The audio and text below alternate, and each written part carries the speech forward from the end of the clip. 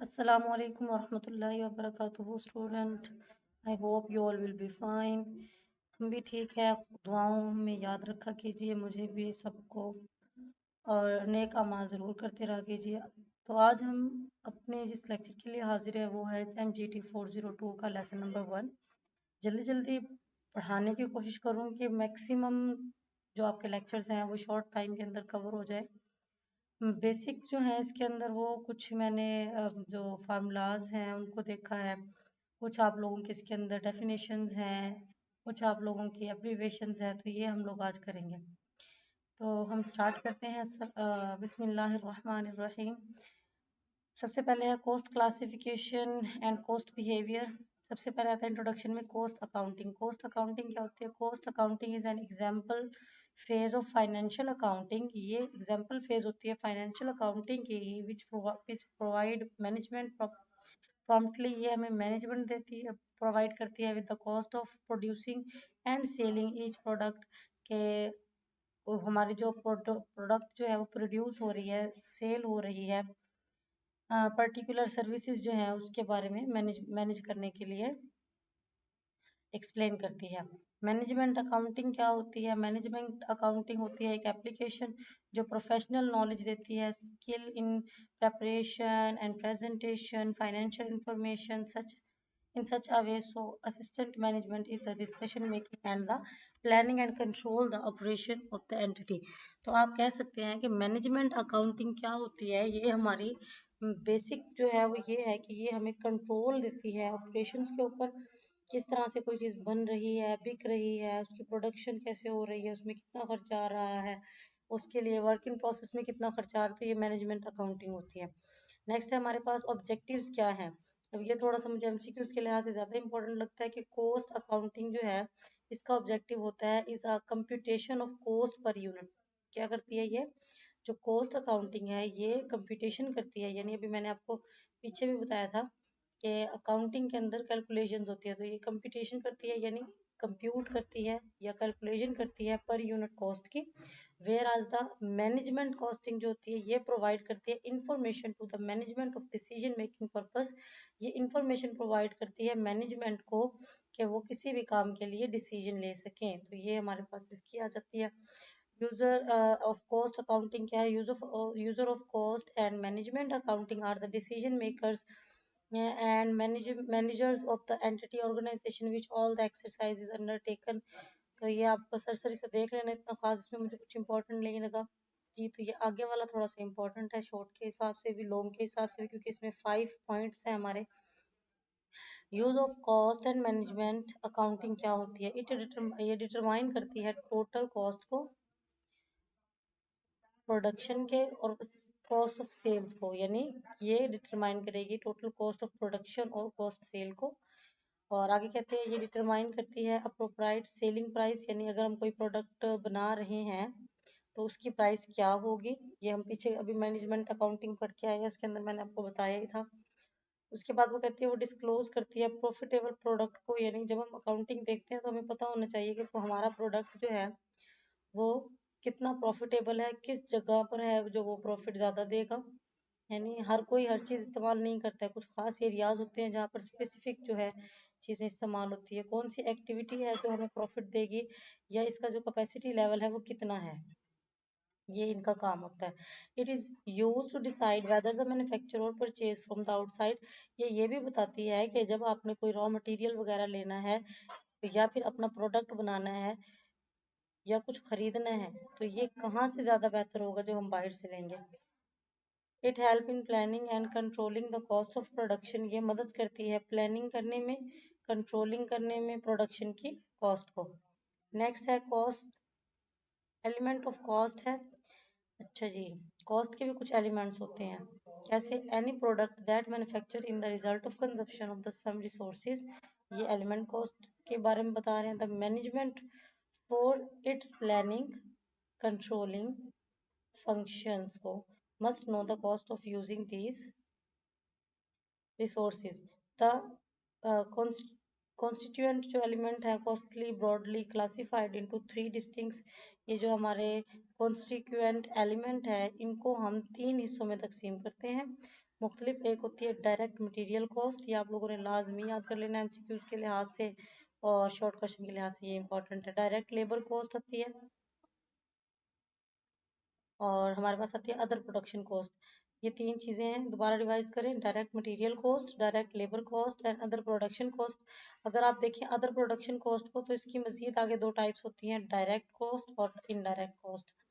जो direct cost होती है वो कॉस्ट होती है जिसके अंदर या वो खर्चा होता है जो डायरेक्टली हमारे प्रोडक्ट से रिलेट करता है, और इनडायरेक्ट वो होता है जो फुली तौर पर हमारे प्रोडक्ट से रिलेट नहीं करता है। आगे देख लेते हैं हम क्या है। कॉस्ट की क्लासिफिकेशन दी गई है, दोबारा बताया गया material, direct material, direct labour, other production can be classified into cost, indirect cost. अब डायरेक्ट कॉस्ट कौन सी होती है, जैसे मैंने अभी आपको बताया था, a direct cost is a cost that can be traced in full to the product और services for which costing is being determined.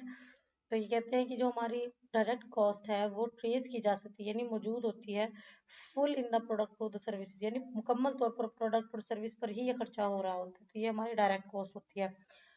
यहाँ पर वो कहते हैं कि जो डायरेक्ट कॉस्ट है वो भी इकोनॉमिकली जो है वो आइडेंटिफाइड होती है विद स्पेसिफिक स्केलेबल प्रोडक्ट और सर्विसेज के दरमियान। Wait a minute, direct material cost क्या होती है, are the cost of material that are known to have been used in producing and selling a product or rendering a services। ये वो cost होती है जो मटेरियल के ऊपर इस्तेमाल होती है जो कि प्रोड्यूस करने में और सेल करने में प्रोडक्ट को या फिर कोई भी सर्विस मुहैया करने में इस्तेमाल होती है। ये देखिए डायरेक्ट मटेरियल है ना, तो ये मटेरियल की वो कॉस्ट है जो मटेरियल पर लगती है और डायरेक्टली उससे रिलेट होती है, जैसे कि अभी हमने डायरेक्ट और इनडायरेक्ट पढ़ा था। अब ये डायरेक्ट कॉस्ट के ही आगे सब डिविजन है आपकी। डायरेक्ट लेबर कॉस्ट क्या होती है, are the specific cost of the work force use to produce a product और रेंडरिंग अ सर्विसेज। अब वो कहते हैं कि डायरेक्ट लेबर कॉस्ट है तो डायरेक्ट ही ना, तो लेबर के ऊपर जो हम खर्चा करेंगे स्पेसिफिक कॉस्ट होगी हमारी वर्क फोर्स के ऊपर किसी भी प्रोडक्ट को प्रोड्यूस करने के लिए, तो वो हमारी डायरेक्ट लेबर कॉस्ट होगी। नेक्स्ट है अदर, हमारी जो डायरेक्ट प्रोडक्शन कॉस्ट होती हैं, those expense that have been incurred in full as a direct consequence of producing a product and rendering services। अच्छा, ये अदर कॉस्ट कौन सी होती है तो ये भी फुली उसके अंदर है, लेकिन जैसे कुछ मशीनों पे खर्चा आ जाता है या फिर फॉर एग्जांपल हमारा जो मटेरियल है वो ज्यादा हो गया तो उसके ऊपर फिर अदर लग जाता है। आगे वो कहते हैं इनडायरेक्ट कॉस्ट ओवरहेड कॉस्ट क्या होती है, एन इनडायरेक्ट कॉस्ट और overhead cost is a cost that incurred in the course of producing product, जब हम अपना प्रोडक्ट प्रोड्यूस कर रहे होते हैं और रेंडरिंग अ सर्विसेज या कोई सर्विस मुहैया करते हैं, but which can not B traced in the product और सर्विसेज इन फुल, लेकिन ये जो है ये फुली तौर पर हमारे प्रोडक्ट से रिलेट नहीं करती है, ये ट्रेस नहीं होती है। ट्रेस का मतलब होता है बस उसी के लिए इस्तेमाल होना। एक्सपेंडियोर इनकर्ड लेबर मटेरियल और other services can not B economically identified, इसको आप छोड़ दें। आगे देखते हैं हमारा क्या है।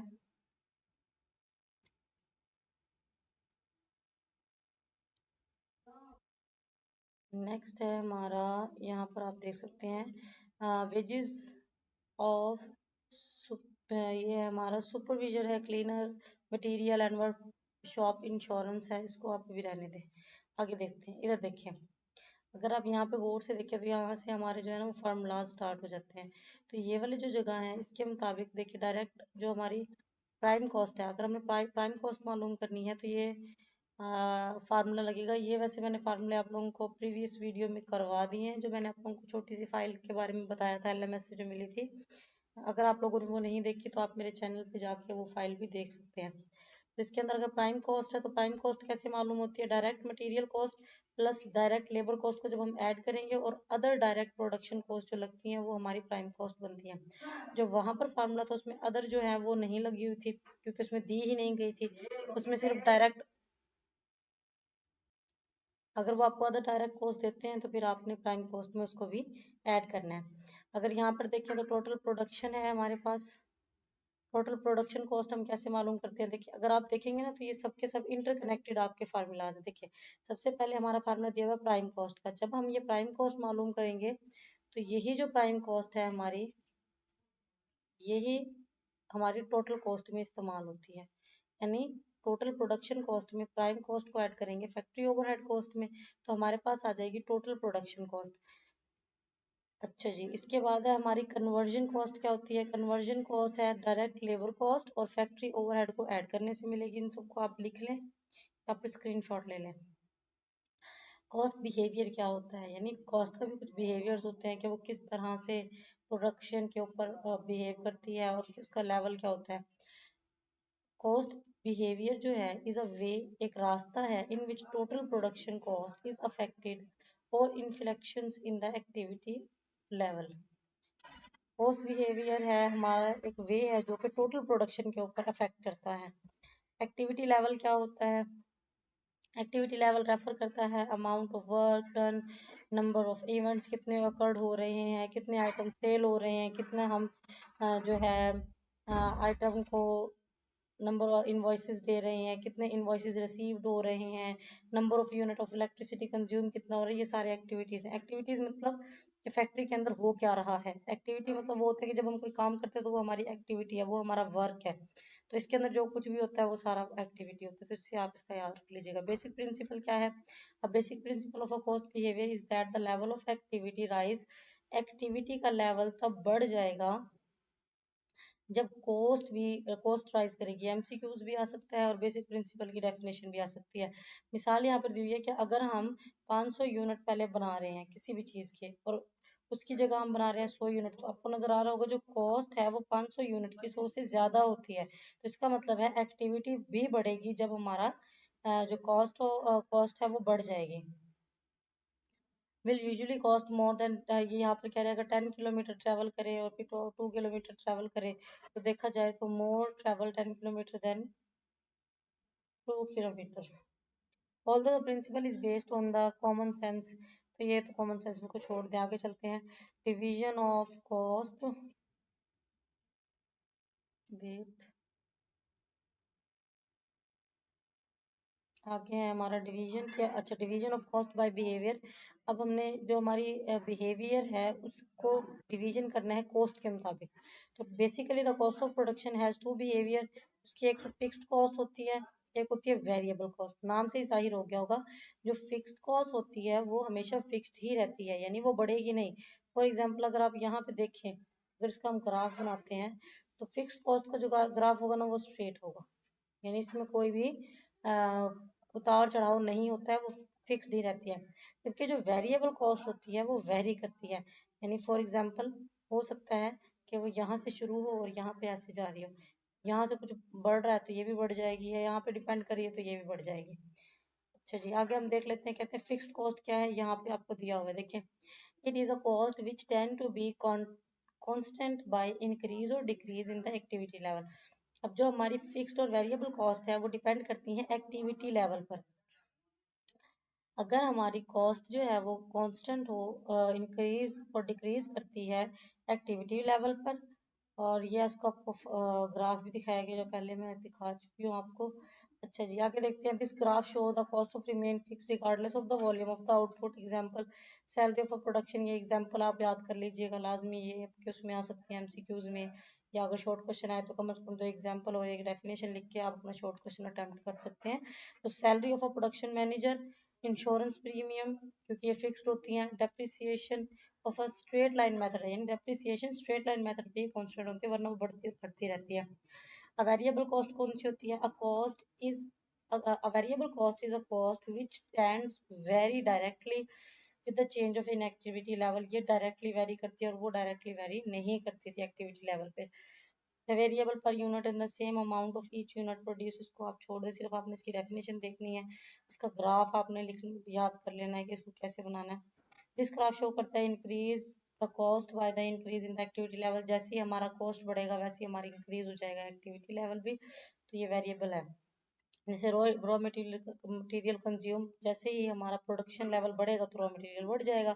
डायरेक्ट लेबर जो इस्तेमाल हो रही है उसके अंदर आप देखें कि हम जब अमाउंट ऑफ प्रोडक्ट्स बढ़ा देंगे तो हमें लेबर भी बढ़ानी पड़ेगी। सेलिंग कमीशन जो है वो भी अमाउंट प्रोडक्ट के ऊपर रिलाई करता है। Further division of cost behaviour क्या है? कॉस्ट बिहेवियर की फर्दर डिवीजन क्या होती है? एक हमने पढ़ी थी फिक्स्ड कॉस्ट और एक पढ़ी थी वेरिएबल कॉस्ट। अब इसी को थोड़ा सा बढ़ा दें, स्टेप फिक्स्ड कॉस्ट कॉस्ट के नाम से और सेमी वेरिएबल कॉस्ट के नाम से।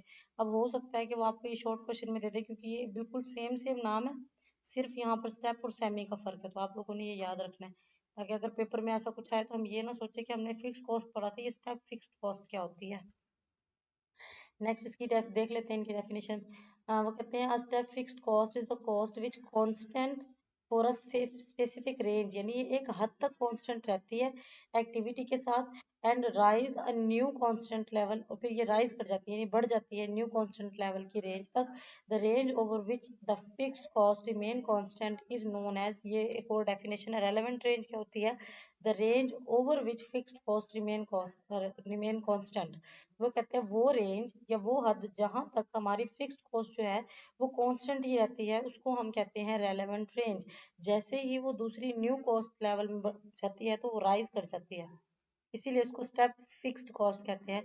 उसका मेरे ख्याल में जो ग्राफ है वो भी ऐसे ही है, मे भी आगे दिया गया हो, देखें ये ऐसे बनता है, यानी ये कांस्टेंट थी, ये फिर बढ़ गई, राइज हो गई, फिर ये कॉन्स्टेंटली राइज हुई, फिर ये कॉन्स्टेंटली आगे बढ़ी, फिर राइज हो गई, फिर आगे बढ़ी। तो ये इस तरह से होता है। और इसके अंदर ये जो लेवल है जहां पर हमारी फिक्स्ड कॉस्ट जो है द रेंज, ये वाली रेंज यहाँ से लेकर और यहाँ तक, ये वाली जो रेंज है ये वो रेंज है जिस पर हमारा जो लेवल है वो कांस्टेंट था, तो इसीलिए हम इसको रेलेवेंट रेंज कहते हैं। Example of depreciation of a machine में बी फिक्स्ड, वैसे तो डेप्रिसिएशन फिक्स ही होगी, लेकिन अगर प्रोडक्शन रिमेन बिलो 100 नंबर्स, यानी 100 नंबर ऑफ यूनिट से नीचे रहती है, but if the production exceed 100 number, अगर तो 100 पर यूनिट से कम है तो उसकी फिक्स डेप्रिसिएशन लगेगी, लेकिन अगर वो 100 नंबर ऑफ यूनिट से बढ़ा देती है तो सेकंड मशीन में भी रिक्वायर्ड, तो हो सकता है कि हमें दूसरी मशीन लेनी पड़े, the cost of depreciation would be go up, तो हमारी डेप्रिसिएशन बढ़ जाएगी। Other example include rent of workshop है in the production of need to more workshop, अगर हमारा काम बढ़ जाता है और हमें जगह ज्यादा चाहिए तो फिर हमें एक और शॉप खरीदनी पड़ेगी। सैलरी ऑफ सुपरवाइजर है, इंक्रीज हो जाएगी नंबर ऑफ सुपरवाइजर की वजह से। तो ये आपको देखो स्टेप फिक्स्ड कॉस्ट का ग्राफ दिखाया गया। ये आप लोगों ने अच्छी तरीके से ग्राफ भी देख लेना, क्योंकि कुछ पता नहीं होता वर्चुअल वालों का कि क्या दे देते हैं। अच्छा जी, सेमी वेरिएबल कॉस्ट क्या होती है? इट इज ऑल्सो, देखो सेमी का मतलब होता है आप ये समझ लें कि हाफ हाफ, ठीक है। अगर सेमी वेरिएबल है मतलब ये हाफ कांस्टेंट होगी और हाफ वेरिएबल कॉस्ट होगी, उसको मिक्स कॉस्ट भी कहते हैं। It is also known as mixed cost. It is the cost which is partly fixed and partly variable. देखिए ये कुछ तो फिक्स होती है और कुछ जो है वो वेरी करती है। It is in fact the mixture of both behaviour, इसको हम कह सकते हैं कि ये मिक्सचर है बोथ बिहेवियर्स का। एग्जाम्पल आपको दी गई है, utility bill, there is a fixed line rent plus change charges unit of consume. देखिए वैसे तो हमारा अगर कोई बिल है वो फिक्स है, लेकिन अगर उसके ऊपर चार्जेस लग जाते हैं तो फिर वो हाफ तो फिक्स है और हाफ वेरिएबल है, क्योंकि चार्जेस ऊपर नीचे हो सकते हैं। या फिर आज ये समझे कि चार्जेस फिक्स्ड है और बिल क्योंकि हम यूनिट ज्यादा इस्तेमाल करते हैं तो उसकी वजह से ऊपर नीचे हो सकता है, तो ये फिक्स्ड वाला हो गया और ये हमारा वेरिएबल हो गया। सलमान सैलरी है, there is a fixed monthly salary but commission per unit, अगर वो ज्यादा, अब आप ऐसे देख लें कि हमारी सैलरी तो फिक्स्ड होती है, लेकिन अगर हम ओवर टाइम लगाते हैं तो फिर हमारा जो वेरिएबल भी हो जाता है कि वेरी करती है कि आपने कितना काम किया है। ये तो देखें, ये हमारी हो गई variable cost, step fixed cost और स्टेप वेरिएबल कॉस्ट। ये है आपकी स्टेप वेरिएबल कॉस्ट का ग्राफ, इसके अंदर आप देखें तो ये हमारी जो है ना, ये हमारी जा रही है वेरी करने वाली, देखो यहाँ पे ये वेरी कर रही है, यहाँ से यहाँ तक, फिर इंक्रीज हो गया, फिर इंक्रीज हो गया, फिर इंक्रीज हो गया, और ये है हमारा फिक्स पोर्शन, ये वाला कभी भी आगे पीछे नहीं हो रहा, तो ये इस तरह का ग्राफ बनेगा, इसको भी आपने याद कर लेना है।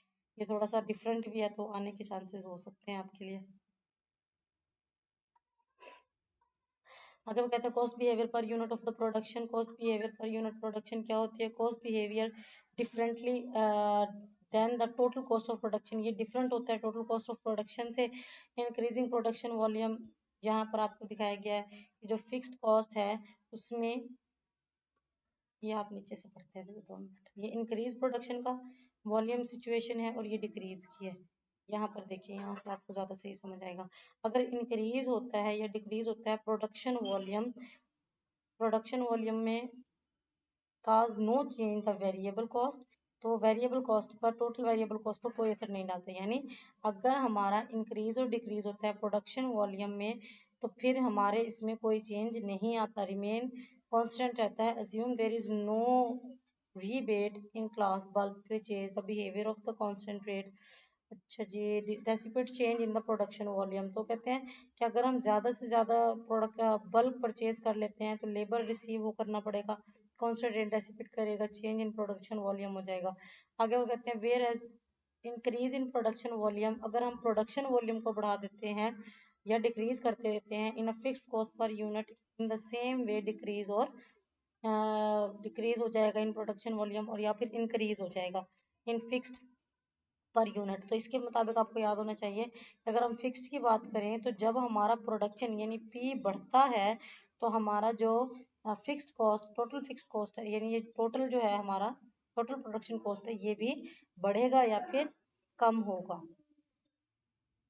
ये वाला ना देखिएगा, इसे ऊपर वाला टेबल है, ये वाला टेबल नहीं है, वो ऊपर है हमारा टेबल जो हमने देखना है। आपने ऊपर वाला टेबल देखना है इसके मुताबिक। अच्छा जी, नेक्स्ट है,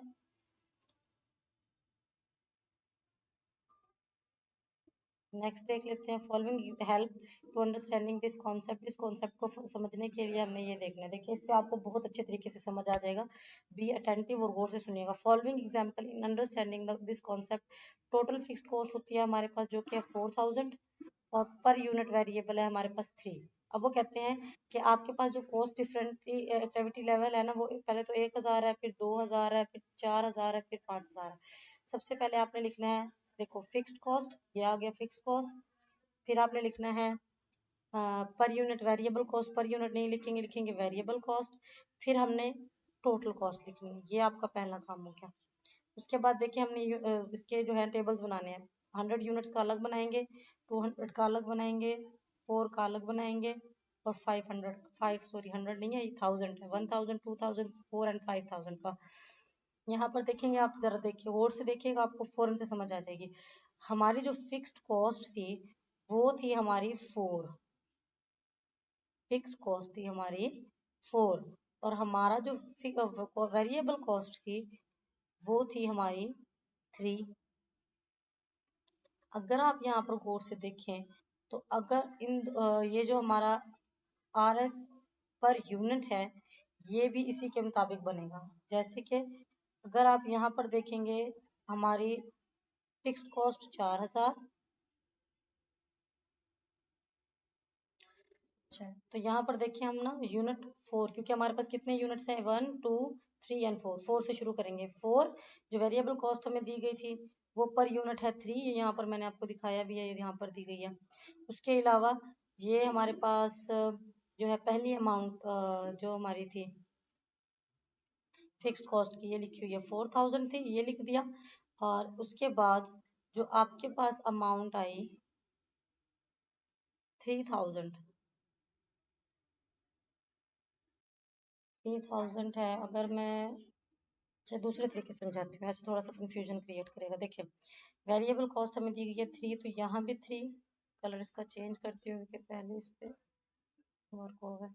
यहाँ भी 3, यहाँ भी 3, यहाँ पर भी 3, और यहाँ पर भी 3 हमने ऐड कर दिया। उसके बाद हमारी फिक्स्ड कॉस्ट थी हमारे पास, टोटल फिक्स्ड कॉस्ट, तो टोटल में हमने यहाँ भी डाल दी, हर खाने में यही पुट होती जाएंगी, ये भी डाल दिया और डाल दिया ये भी। अब ये डिक्रीज होना शुरू होंगी, 4 2 1 और 1 से 0.8। अच्छा जी, अगर आप यहाँ पर देखें तो अगर इनको हम ऐड करते हैं, 4 + 3 = 7 आ जाएगा, 4000 + 3000 = 7000 आ जाएगा। अच्छा जी, इसके बाद 2 + 3 = 5, 4 + 6 = 10, 4,000 plus 12,000 is equal to 16। इसी तरीके से 4,000 plus 15,000 is equal to 1900 आ जाएगा। इसी तरीके से आप लोगों ने इसको सॉल्व करना है। वैसे ये इतना इंपॉर्टेंट पेपर में तो नहीं आएगा मेरे ख्याल में, तो मैंने आपको सरसरी सा बता दिया। कॉस्ट यूनिट क्या होता है? It is a unit of product और services in a relation to which the cost is ascertained. It is the unit of the output of the product of the business. The simple word the unit, यहाँ से आपने इसको याद कर लेना है। In simple word the unit for which cost of production producing the unit is identified or located is called cost unit। तो आप लोगों ने ना यहाँ से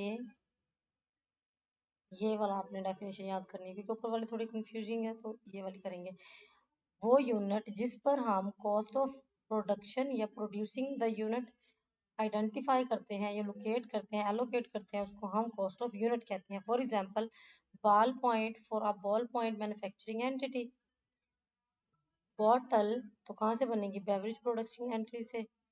फैन कहाँ से बनेगा? फैन मैन्युफैक्चरिंग एंटिटी से। तो ये इजी है थोड़ा सा, इसको बस आपने देख लेना है। अच्छा जी, कॉस्ट सेंटर क्या होता है? Cost centre is a location where the cost are incurred may और not be attribute the cost of unit. Workshop है, मैन्युफैक्चरिंग कंसर्न की है, ऑटो सर्विसेज डिपार्टमेंट, ये आपने सब उसके नाम लिख देने हैं। कॉस्ट सेंटर यानी जहाँ से चीज़ें प्रोडक्ट्स प्रोड्यूस होती हैं। रेवेन्यू सेंटर क्या होता है? मैं जल्दी जल्दी कोशिश कर रही हूँ कि आपका लेक्चर लंबा ना हो और आपको बता दूं क्या क्या इंपॉर्टेंट है। रेवेन्यू सेंटर होता है the part of entity that earn sales revenue, जो अर्न करती है सेल्स रेवेन्यू को। Its manager is responsible for the revenue and earn not to the cost operations. वो कहते हैं कि ये वो पार्ट होता है जो सैलरीज है वो रेवेन्यू निकालता है, अर्न करता है सेल्स रेवेन्यू को। उसके बाद मैनेजर इसका रिस्पॉन्सिबल होता है रेवेन्यू अर्न करने का और नोट करने का कॉस्ट ऑपरेशंस के अंदर। इसकी एग्जांपल है सेल डिपार्टमेंट, फैक्ट्री, आउटलेट। यानी जहाँ पे हम बेचते हैं या फैक्ट्री की कोई आउटलेट लग गई है, वहां से हमारा प्रोडक्ट बिकेगा तो हमें उससे उनसे रेवेन्यू मिलेगा। प्रोडक्ट प्रॉफिट सेंटर कौन सा होता है? इसके नाम से जाहिर है, profit centre is a section and organisation that responsible for producing profit. ये वो वाला सेक्शन या हमारा सेंटर होता है जो कि प्रॉफिट प्रोड्यूस करता है, जैसे कि कोई भी ब्रांच हो गई, कोई भी डिवीजन हो गई। इन्वेस्टमेंट सेंटर क्या होता है? An investment centre is a segment और profit centre where the manager has significant degree of control. ये इन्वेस्टमेंट सेंटर वो होता है जिसके अंदर जो प्रॉफिट सेंटर भी पाया जाता है और मैनेजर के पास एक डिग्री होती है जो कंट्रोल करता है डिवीजन और इन्वेस्टमेंट पॉलिसीज को। ये सेम से वही वाली मिसाल आई है, ब्रांच और डिवीजन। नेक्स्ट है रेलेवेंट कॉस्ट क्या होती है? Relevant cost is which change with the change in decision.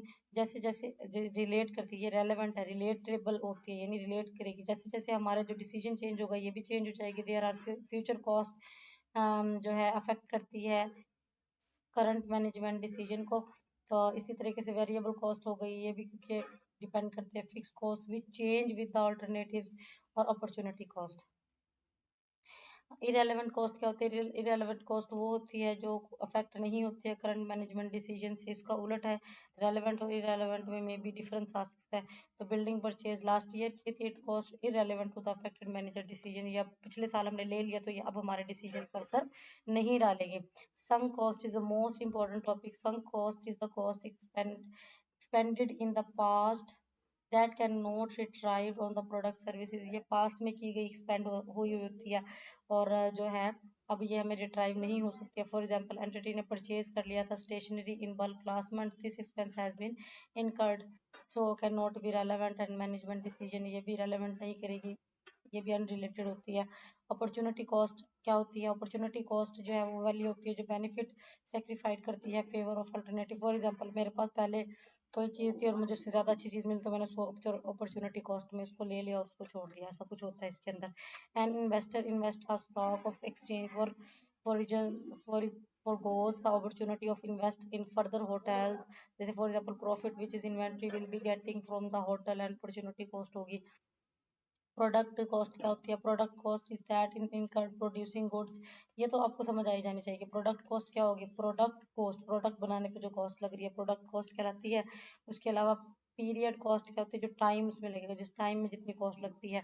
तो the cost not related to the production and match against the time period. देखो टाइम पीरियड से रिलेट करेगी। The cost consider to be expired, अगर time जो है वो over हो जाए तो ये एक्सपायर्ड हो जाती है। लॉस और प्रॉफिट अकाउंट जो है उसके ऊपर भी असर डालती है। सेलिंग एंड एडमिनिस्ट्रेटिव एक्सपेंसेस में शामिल होता है। हिस्टोरिकल कॉस्ट क्या होती है?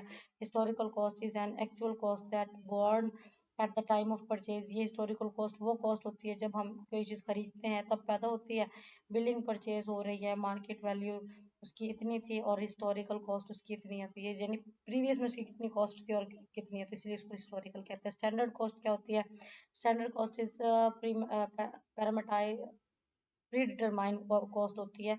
स्टैंडर्ड मतलब पहले से फिक्स कर दी गई है इसकी स्टैंडर्ड कॉस्ट। हम कोई चीज़ खरीदने जा रहे हैं उसके ऊपर एक लेबल लगा होता है कि ये इसकी कॉस्ट है, तो वो उसकी स्टैंडर्ड कॉस्ट होती है। Standard cost of a unit product A is set, देखो सेट कर दी गई 30 rupees. It compared with the actual cost in current, दो ये तो छोड़ दे, बस 30 रुपीज जो उसकी होती है वो है। इम्प्लिसिट कॉस्ट क्या होती है? इम्प्लिसिट कॉस्ट इम्पोज करती है फर्म इंक्लूड को cost when for goes an alternative action but doesn't make an physical payment. वो कहते हैं कि इम्प्लिसिट कॉस्ट वो होती है जिसमें अल्टरनेट एक्शन तो लिया जाता है लेकिन इसके अंदर कोई भी फिजिकल पेमेंट नहीं की जाती है। Such as cost are related foregone benefit of any single transaction के अंदर बेनिफिट क्यों अकर होती है when a firm use its own capital। देखो अब क्या हुआ है, उसने फिजिकल पेमेंट तो नहीं दी क्योंकि वो अपना उसने फैक्ट्री से कुछ भी नहीं लिया, तो वो अपना ही कैपिटल यूज कर रही है, ओनर अपना काम अपना पैसा इस्तेमाल कर रहा है, इसलिए इम्प्लिसिट कॉस्ट होती है। एक्सप्लिसिट क्या होती है? जिसके अंदर वो नहीं करेगा, फिजिकल पेमेंट होगी, उसके अंदर कहते हैं cost is cost that subject actual payment और will be paid for in future. तो वो तो या तो उसी वक्त पेमेंट करेगा या फ्यूचर में उसको देनी है, फिजिकली तो होगी, जैसे वेजेस रेंट मटेरियल, ये एक्सप्लिसिट होती है। डिफरेंट कॉस्ट इंक्रीमेंटल कॉस्ट क्या होती है? डिफरेंशियल कॉस्ट और इंक्रीमेंटल कॉस्ट दोनों एक ही कॉस्ट होती हैं। It is the difference of cost of two और मोर अल्टरनेटिव, यानी दो अल्टरनेटिव के दरमियान में जो हम डिफरेंस लेते हैं वो हमारा कहलाता है डिफरेंशियल। या फिर डिफरेंशियल तो आपको याद रहेगा, लेकिन इंक्रीमेंटल भी इसी का ही मतलब है। The difference between cost and raw material of two categories और क्वालिटी। कॉस्टिंग क्या होती है? Management of cost of a product services is called costing, यानी जो मेजरमेंट करेंगे हम कॉस्ट ऑफ कॉस्ट की, यानी खर्चा कितना हुआ है हमारे प्रोडक्ट के सर्विस के ऊपर, उसको हम कॉस्टिंग कहते हैं। तो रिकमेंडिंग टर्मिनोलॉजी वो कहते हैं इसको ज्यादातर ना अहमियत नहीं दी जाती है। वो कहते हैं कॉस्ट अकाउंटिंग क्या है? इसको वैसे आप एक दफ़ा रिवाइज कर लीजिएगा, ये पहले मैं पढ़ा चुकी हूँ।